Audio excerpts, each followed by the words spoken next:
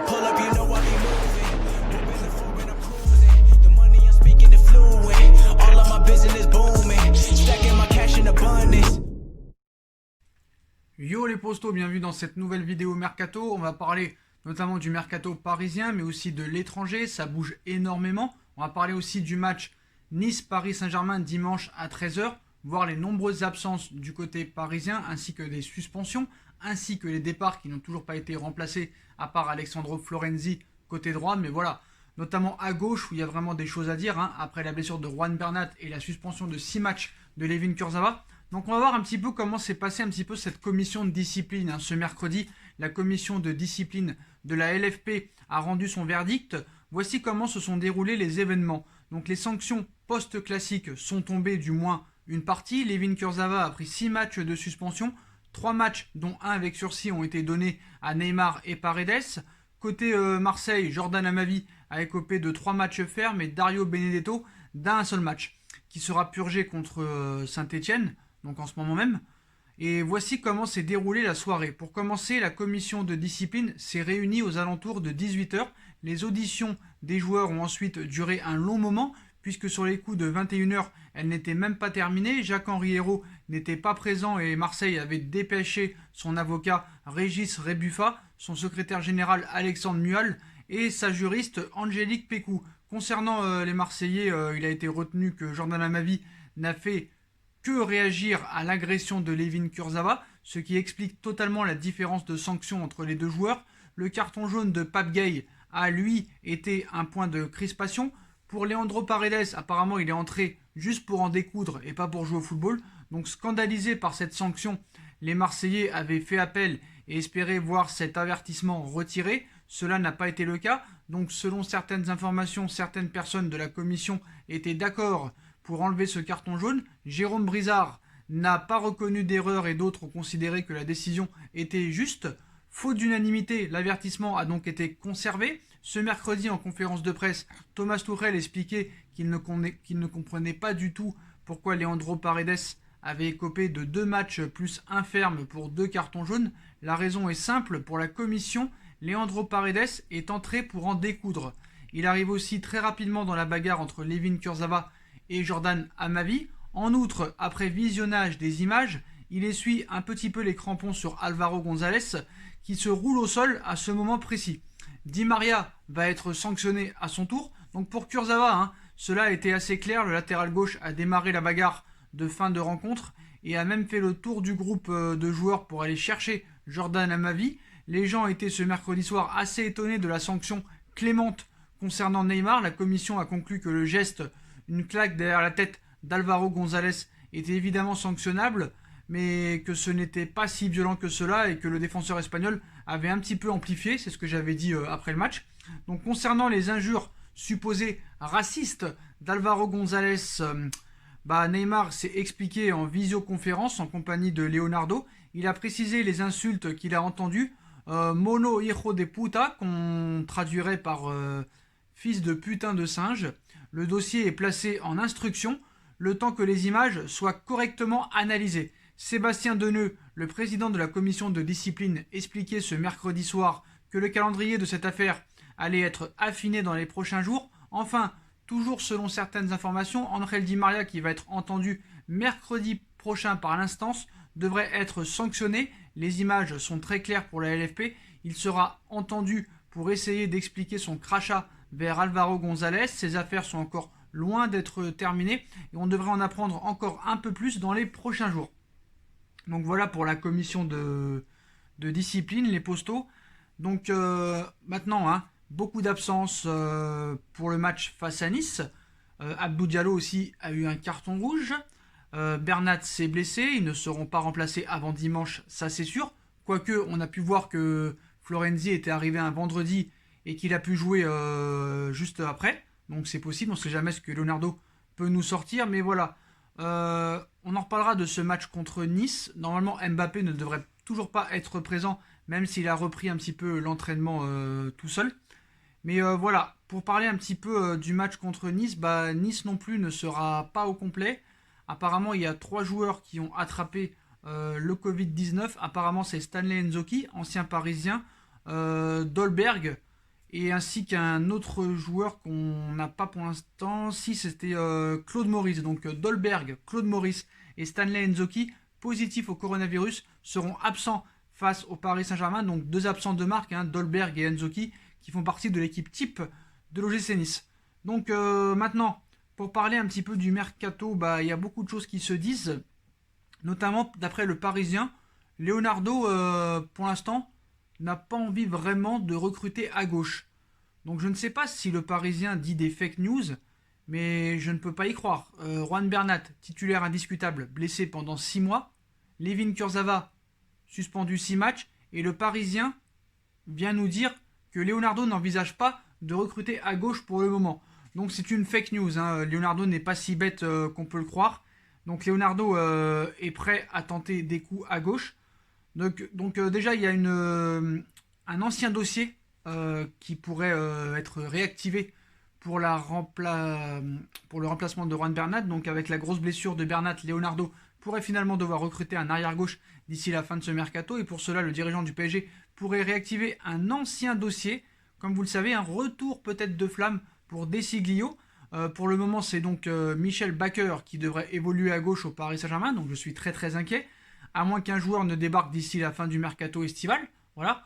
Toutefois, à en croire les informations du Corriere dello Sport, Leonardo aurait déjà pris les choses en main en relançant la piste Mattia De Sciglio. Depuis l'hiver dernier, le joueur de la Juve est envoyé au Paris Saint-Germain. Il a failli être échangé avec Layvin Kurzawa, mais ça ne s'était pas fait.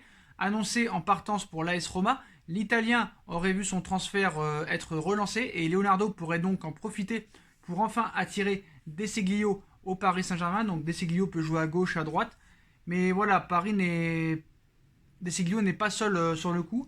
Danny Rose aussi pourrait remplacer Juan Bernat avec cette grave blessure.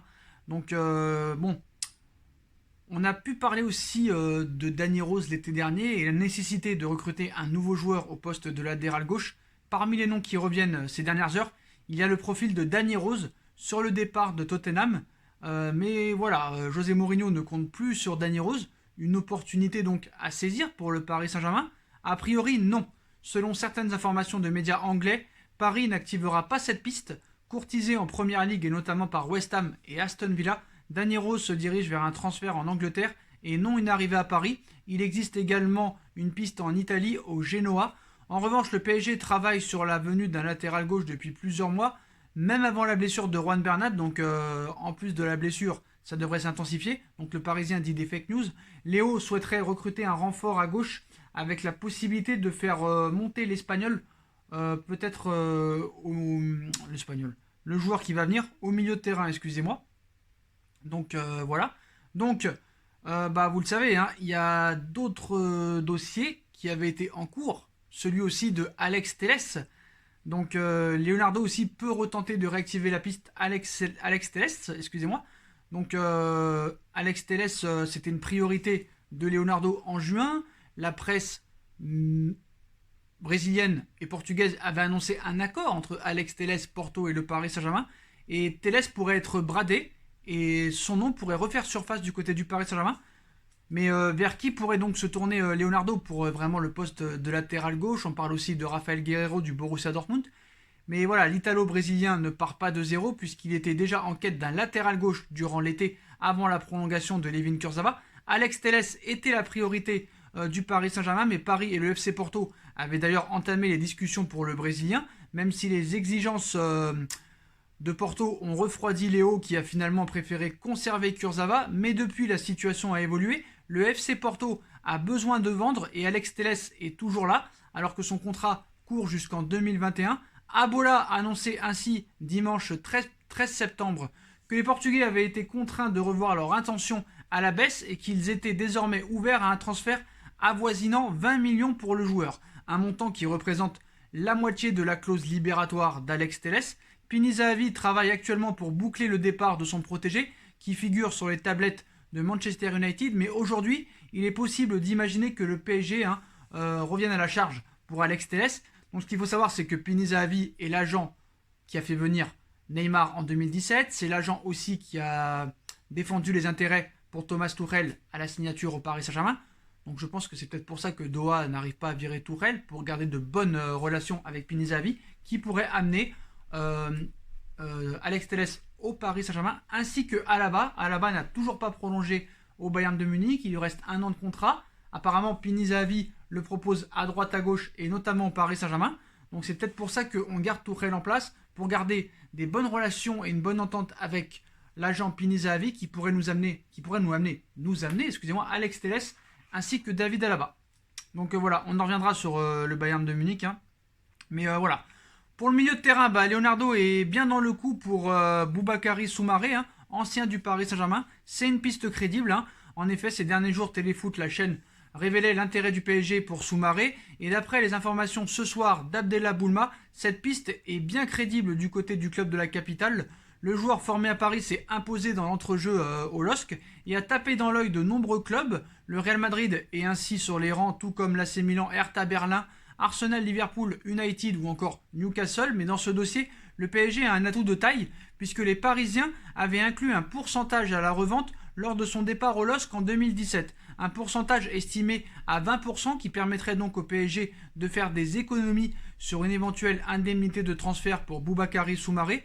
Donc Paris est prioritaire sur ce dossier, même si on sait que Leonardo a d'autres priorités pour le milieu de terrain, et vous savez déjà lesquelles, Bennacer, Savic et beaucoup d'autres. Mais voilà, c'est vraiment très crédible la piste Soumaré au Paris Saint-Germain. Mais c'est quand même dommage que tu l'avais et que tu n'as pas réussi à le faire travailler et progresser.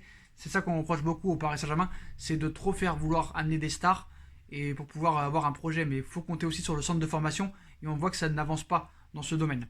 Bon, la piste Koulibaly, donc pour oublier Thiago Silva, Léo souhaiterait mettre la main sur un défenseur central. On a vu que Milan Skriniar intéresse Léo, ainsi que Kalidou Koulibaly. Cependant, City resterait à l'affût et l'agent du Sénégalais aurait prévu de rencontrer le président du Napoli afin de tenter de boucler son transfert en Première Ligue. Le PSG veut passer à la vitesse supérieure pour Koulibaly, alors que Léo est à la recherche d'un nouveau défenseur central pour pallier le départ de Silva. Tutosport a annoncé ce jeudi matin que le PSG aurait formulé une offre de 52 millions d'euros plus 7 millions de bonus au Napoli pour Koulibaly. Le quotidien transalpin ajoute que le club de la capitale serait en position de force dans ce dossier puisque City aurait décidé de se focaliser sur José María Jiménez de l'Atlético, mais le club de Pep Guardiola resterait finalement une menace à prendre en considération. L'agent de Koulibaly va revoir De Laurentiis dans les prochains jours. Le Corriere del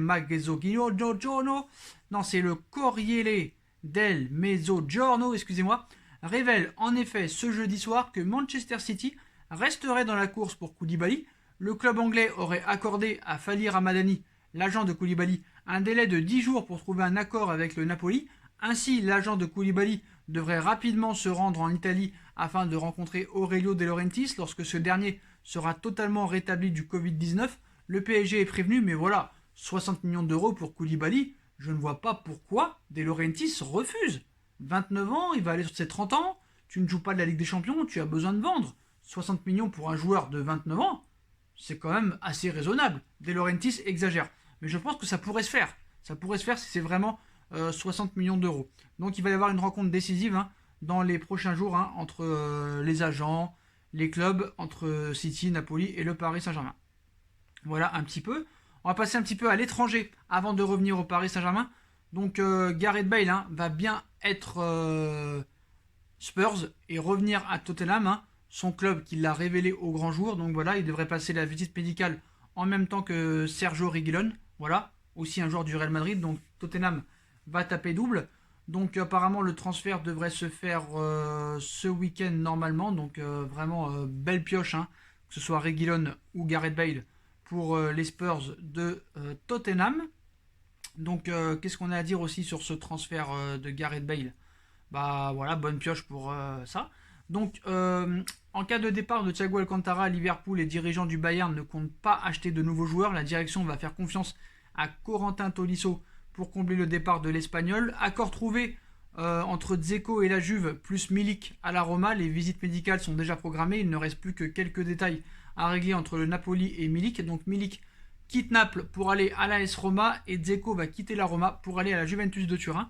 Donc voilà, Quique Setién annonce avoir été notifié de son licenciement hier, alors que le Barcelone a communiqué le 17 août comme quoi il l'avait viré. Donc Setién demande réparation avec ses avocats. Il n'a reçu aucune indemnité alors que son contrat courrait jusqu'en 2021, donc c'est la guerre entre Sétienne et le Barça. Luis Suarez est toujours écarté des plans du Barça et le club va gérer d'autres offres. L'Atlético envisage de bouger pour l'Uruguayen.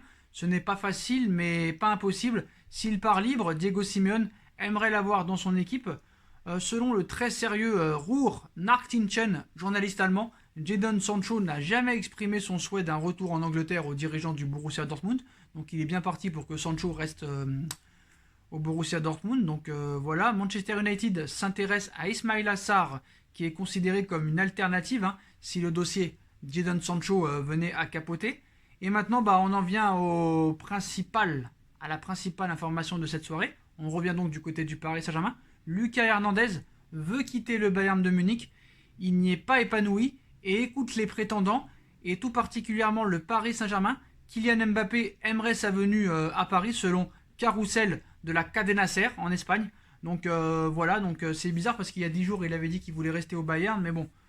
Voilà un petit peu les dernières informations. En tout cas, comme vous savez, Lucas Hernandez est un joueur très très très polyvalent qui peut jouer à plusieurs postes, en défense centrale ainsi que sur le côté. On sait que Paris cherche des latéraux, surtout à gauche, d'urgence, alors que Florenzi est arrivé à droite. Mais voilà, le problème c'est que l'Atlético Madrid, le Bayern de Munich l'a acheté à l'Atlético Madrid 80 millions d'euros. Il est arrivé seulement il y a un an. Je vois mal le Bayern baisser le prix. Donc ça risque quand même d'être très compliqué. Ça dépend s'il y aura des ventes, ça dépend tout ce qui va se passer. Mais voilà, je trouve quand même que cet été, ce sera très peu probable que Lucas Hernandez arrive au Paris Saint-Germain. Même si Kylian Mbappé pousse, même si Adoa, on l'apprécie énormément, ainsi que Leonardo. Mais voilà, le problème c'est que voilà, il avait toutes les choses pour pouvoir être le défenseur qu'on attend. Il est français, il est polyvalent, il est performant, il est champion du monde, il est vainqueur de la Ligue des Champions, du championnat allemand. Même s'il a eu beaucoup de blessures, je pense qu'avec un très grand coach, ça aurait pu faire l'affaire. Mais voilà, normalement il ne devrait pas venir, à moins d'un prêt. Si Leonardo pourrait avoir un prêt, ce serait extraordinaire. Mais voilà, apparemment, Lucas Hernandez de son côté voudrait rejoindre le Paris Saint-Germain. Voilà, le Paris Saint-Germain se trouve dans une situation assez délicate après la grave blessure de Juan Bernat. La question est désormais de savoir si Leonardo tentera de recruter à ce poste pour pallier à cette très mauvaise nouvelle. Et selon la Cadena Ser, un latéral gauche français en la personne de Lucas Hernandez qui serait prêt à proposer ses services au club de la capitale. Donc selon cette source, le natif de Marseille, qui ne se plaît définitivement pas du côté du Bayern, aimerait changer d'air et aurait dans l'idée de rallier le Paris Saint-Germain son option préférentielle. Toujours selon la Cadena Ser, Kylian Mbappé aurait envoyé un message à son coéquipier en équipe de France pour le convaincre de le rejoindre à Paris. Problème pour Hernandez, il serait étonnant que le PSG ait la latitude financière nécessaire pour réaliser un tel coup, surtout au vu des priorités déjà en chantier, le milieu de terrain, l'attaque et les latéraux. Le Paris Saint-Germain se trouve dans une situation assez délicate, donc la question est désormais de savoir ce que va faire vraiment Léo, mais bon, voilà, il serait étonnant de le voir au Paris Saint-Germain cet été. Le PSG se trouve dans l'incapacité peut-être de faire un transfert aussi onéreux, mais voilà, on sait que dans le football tout est possible. Peut-être que le Bayern pourrait accepter un prêt sans option d'achat ou avec option d'achat, on ne sait pas. Mais voilà, lui voudrait venir à Paris, Paris est intéressé. Maintenant, c'est à Leonardo de jouer et de faire peut-être un petit coup à la Florenzi ou à la Mauro Icardi. Ce serait pas mal de recevoir en prêt une année Lucas Hernandez avec option d'achat peut-être de 60-70 millions l'année prochaine parce que les finances iront mieux l'année prochaine, même si elles sont pas catastrophiques à l'heure actuelle. Même si on nous fait croire qu'elles sont catastrophiques, elles ne le sont pas. Je ne vais pas le réexpliquer avec les coûts de la Ligue des Champions, des droits TV, Air Jordan, Nike, Heinz Sainz, Huawei, Rwanda et beaucoup d'autres, Accor, et j'en passe. Il y a de l'oseille qui tombe, vous inquiétez pas. Donc voilà les postos, c'est la fin de cette vidéo Mercato et ActuFoot. Dites-moi en commentaire ce que vous en pensez, je compte sur vous pour bombarder la barre de like. On like, on partage, on commente, on s'abonne. On active la petite cloche pour être tenu au courant des vidéos qui vont sortir. On me rejoint sur mes différents réseaux sociaux. Le groupe est toujours disponible pour aller manifester contre Thomas Tuchel pour son licenciement et sa démission. Voilà, pour qu'on ait plus de pouvoir dans ce club. Donc voilà, c'est vrai qu'il y a beaucoup plus de gens dans le forum discussion anti-Tuchel et club de supporters plutôt que pour les déplacements. On est 15 pour les déplacements, mais c'est toujours ça de prix. On verra. Donc si vous voulez faire partie de ce projet, n'hésitez pas à venir me mettre un message en commentaire Facebook, Twitter, Snapchat ou Instagram, mais plus sur Instagram parce que je suis plus présent sur Instagram. Venez et créons ce groupe de supporters ensemble qui s'appelle Lion Supporter PSG. Voilà. Encore merci à ceux qui m'ont fait quelques petits dons via PayPal. Donc si vous voulez continuer à me soutenir dans cette cagnotte PayPal pour faire cette fameuse formation de montage, pour vous amener plus de bonnes vidéos, petits sujets sur le côté, un tableau, des photos, tout ça et tout, pour changer le décor. Vous savez, c'est la hesse en ce moment, donc voilà. Si vous voulez participer à cette cagnotte PayPal en faisant des dons, n'hésitez pas, les postos, je vous en serai très reconnaissant. Le lien PayPal est en bas en description. Si vous ne voulez pas le faire, vous ne le faites pas, vous faites ce que vous voulez, les postos. Vous avez aussi Utip, et n'hésitez pas aussi à vous abonner à ma deuxième chaîne YouTube, No Feeling, qui est en bas en lien en description. En description, ça me ferait énormément plaisir. Voilà les postos, je vous souhaite à tous une bonne continuation, prenez soin de vous, et à très vite pour une nouvelle vidéo les postos. Tchuss!